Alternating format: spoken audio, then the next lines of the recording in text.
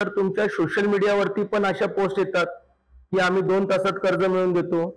व्हॉट्सअपवरती काही फोटोग्राफ वडिलांचा टाकला जातो, कधी माझा टाकला जातो, कधी एकनाथ शिंदेचा टाकला जातो आणि तो त्या ठिकाणी तुम्ही व्हॉट्सअपला फिरवता, त्यात एक मोबाईल नंबर असतो.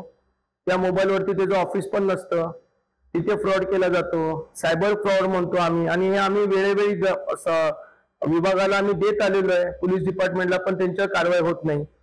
आता आम्ही उद्या साहेबांना भेटणार आहे, फडणवीस साहेबांना, मुख्यमंत्र्यांना भेटणार आहे, गृहमंत्र्यांना भेटणार आहे. कारण हे जे पुरावे जे माझ्याकडे आले त्याच्यामध्ये पूर्णपणे ऑडिओ क्लिप व्यवस्थित आहे की ज्याच्यामध्ये ती महिला, एक महिला आहे जी लाभार्थ्यांना सांगते, लाभार्थी त्या महिलेला सांगतो की मी ढेबेवाडीचा आहे, जिंतीचा आहे, माझे वडील नरेंद्र अण्णासाहेब पाटलांना भेटणार आहे, हे सांगून देखील पण ती महिला पैशाची मागणी करते.